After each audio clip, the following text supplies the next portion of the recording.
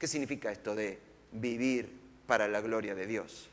¿Cómo yo puedo ser un himno a su gloria? En la primera estrofa quizás nos da la primera respuesta. Vivir para la gloria de Dios es respirar su gracia. Y voy a tratar de explicar qué significa esto. Y uso la palabra respirar porque respirar es algo que hacemos todo el tiempo, ¿no es cierto? Y la primera manera en que nosotros damos gloria a Dios no es por algo que hacemos aquí o allá, es por nuestro estilo de vida, es por nuestra manera de vivir, por la calidad y cualidad de nuestra vida. La primera estrofa de este himno dice en Efesios capítulo 1, versículo 3 al 6, alabado sea Dios Padre, y recuerden que la primera estrofa está dedicada a Dios Padre, de nuestro Señor Jesucristo, que nos ha bendecido, subraye bendecido, en las regiones celestiales con toda bendición espiritual en Cristo. Dios nos escogió, y si lo desea también subraye esa palabra escogió, son palabras claves. En Él antes de la creación del mundo, para que seamos santos y sin mancha delante de Él. En amor nos predestinó para ser adoptados, y aquí una tercera cosa, ¿no? Adoptados, como hijos suyos por medio de Jesucristo, según el buen propósito de su voluntad, y aquí viene el remate, para alabanza de su gloriosa gracia, o de la gloria de su gracia, que nos concedió en el amado. Somos himnos a la gloria de su gracia. ¿Usted sabe lo que significa gracia? Gracia no es una monería, porque dice, hizo una gracia al nene, pues es una monería. No. Gracia significa regalo, algo inmerecido. Por eso cuando alguien hace una gentileza con usted, usted le responde gracias. Es decir, no lo merecía, lo recibo como un regalo. Ahora, toda esta estrofa nos dice que la característica de cómo Dios quiere que lo conozcas es por medio de su gracia.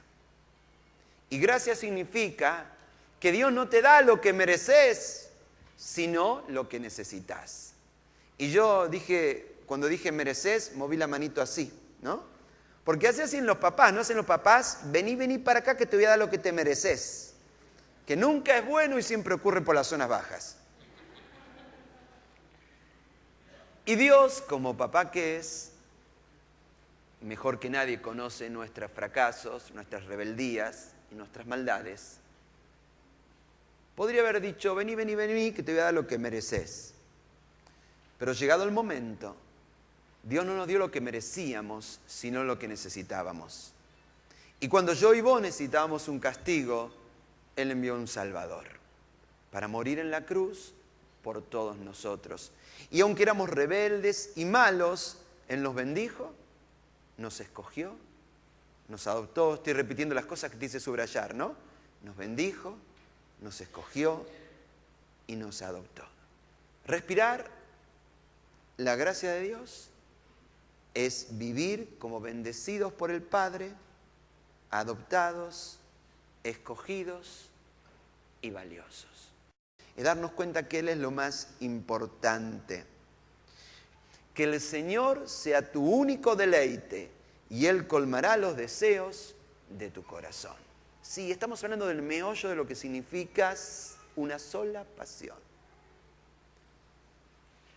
Es un Dios que tuvo el placer de adoptarnos y que eso desata en nosotros el deleite, el único placer, el máximo placer de estar con Él. Que el Señor sea tu único deleite, tu única pasión, tu sola pasión. Es la manera de decirle, Señor, el placer es mío. Y entonces Él colmará los deseos de tu corazón. A veces cometemos la enorme torpeza de decirle, Dios, dame los deseos de mi corazón y olvidémonos del resto. Es lo único que quiero. Dame los deseos de mi corazón y ya está. Pero no, cuando Él es tu único deleite, cuando Él es tu única pasión, entonces Él concede los deseos de tu corazón. Ahora yo les dije recién que la frase central de esta estrofa es donde dice que fuéramos santos y sin mancha delante de Él. En esta campaña hemos aprendido que una sola pasión es haber estado en la presencia de Dios y haber despertado un temor, a un temor reverente, decir, Señor, líbrame de admitir en mi vida algo que pueda arruinar lo nuestro, que pueda arruinar esta perfecta intimidad que como regalo y solamente como regalo hoy puedo tener con vos. Y eso se ve en los detalles, ¿eh? Son los pequeños detalles los que nos delatan. El pequeño detalle que es lo primero que hago cuando me despierto. ¿Corro a revisar el Facebook o corro a revisar lo que Dios tiene para mí aquí? Los pequeños detalles de ¿a qué cita seré más puntual? ¿La de las 11 o la de las 16? Porque a las 16 hasta la previa va a ser. ¿A qué cita corro con más deseo de ser puntual? ¿A la de las 11 o a la de las 16? Y esos detalles delatan, ¿no? Yo no sé qué hemos aprendido en esta campaña Una sola pasión, pero la primera estrofa de este himno nos dice que vivir para la gloria de Él es respirar su gracia. Y respirar su gracia es saberme hijo de Él y disfrutar esa alegría y esa intimidad, pero también haber despertado una pasión de una reverencia por su presencia, a un deseo de santidad. La segunda estrofa de este himno nos habla acerca de Jesús y nos pone en escena la segunda manera de vivir para la gloria de Dios, que es consagrarse a su causa. A lo largo de la historia de la humanidad, los seres humanos hemos enarbolado un montón de causas históricas, trascendentes, ideológicas, causas con las cuales íbamos a cambiar el mundo. Muchas de esas hicieron su aporte, pero muchas de esas causas, su único final fue decepción. Y algunos que ya tenemos algunas décadas, vamos cumpliendo de a poco, hemos visto tantas causas, tantas revoluciones, tanta gente que se involucró en esas causas pensando que esas cosas iban a darle sentido y dirección a sus vidas y que después terminaron bajándose siendo los primeros decepcionados. Hay una causa que no decepciona. Y esa causa, ese plan de cambiar y escribir la historia humana que Dios puso en marcha en el preciso momento en que se hizo hombre y vino a caminar con nosotros aquí en Jesucristo. Dice en la segunda estrofa de Efesios capítulo 1, versos 7 al 12, en Él tenemos redención mediante su sangre, el perdón de nuestros pecados, conforme a las riquezas de la gracia que Dios nos dio en abundancia con toda sabiduría y entendimiento. Él nos hizo conocer el misterio de su voluntad, conforme al propósito que de antemano estableció en Cristo, para llevarlo a cabo cuando se cumpliera el tiempo, reunir en Él todas las cosas, tanto las del cielo como de la tierra. En Cristo también fuimos hechos herederos, pues fuimos predestinados según el plan de aquel que hace todas las cosas conforme al designio de su voluntad, a fin de que nosotros, los que estamos aquí, que ya hemos puesto nuestra esperanza en Cristo, seamos, y aquí viene el remate, para alabanza de su gloria. Seamos un himno a su gloria.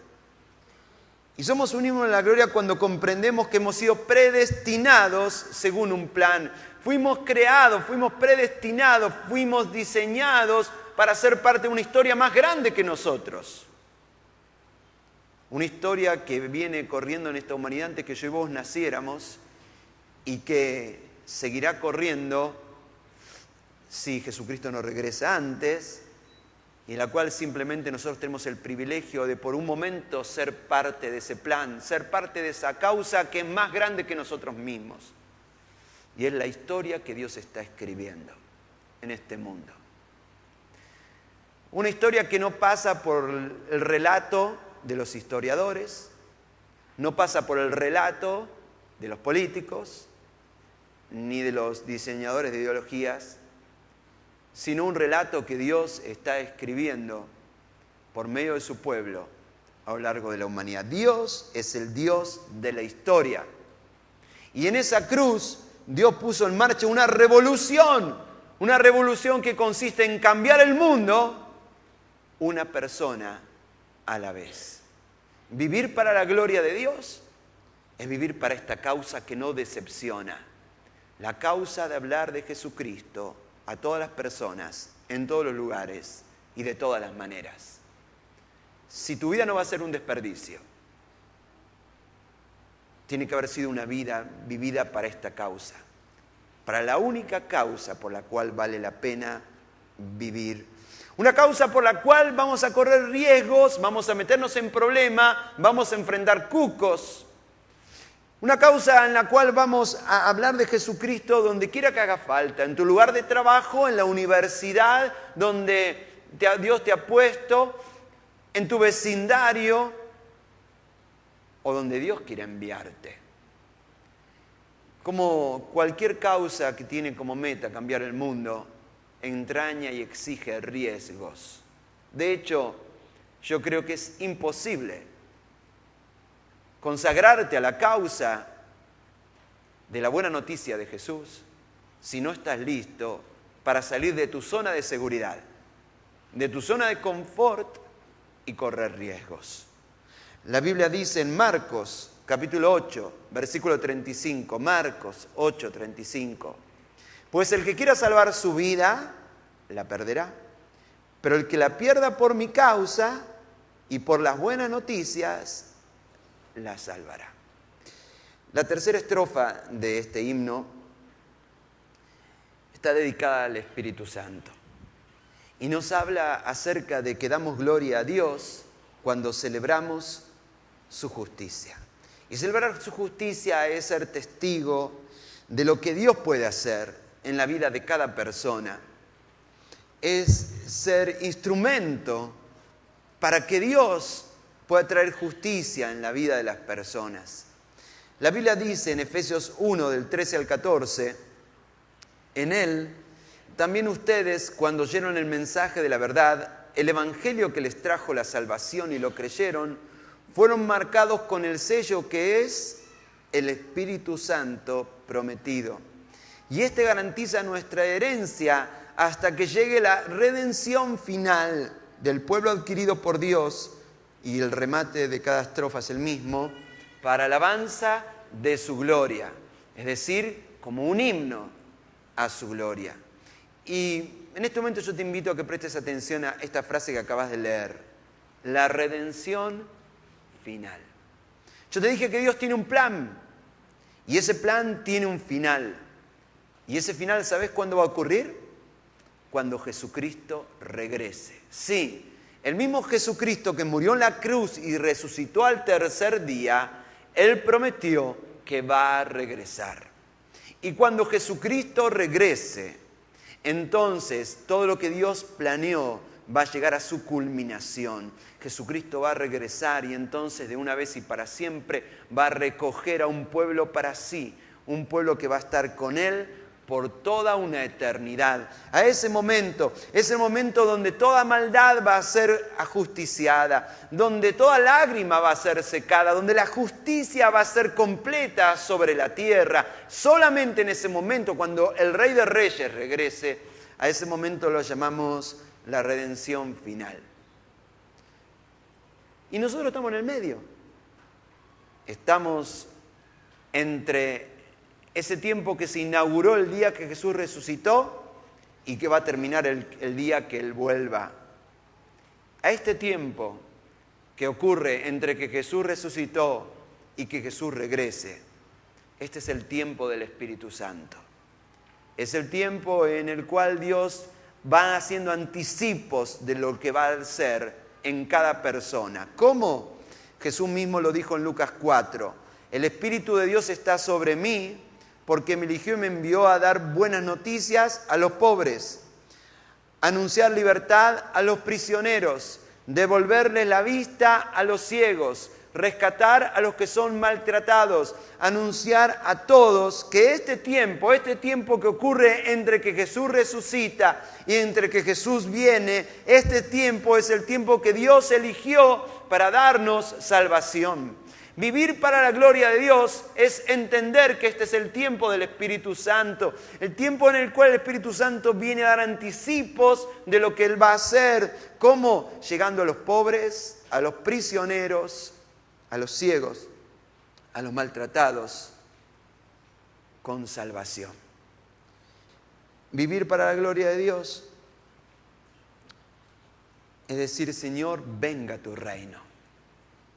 Y que tu voluntad, como se hace en el cielo, comience a hacerse ahora, aquí en la tierra, en mi familia, en mi casa, en mi vida, en las personas que me rodean. Damos gloria a Dios cuando somos instrumentos de los milagros que Él hace entre nosotros cada día.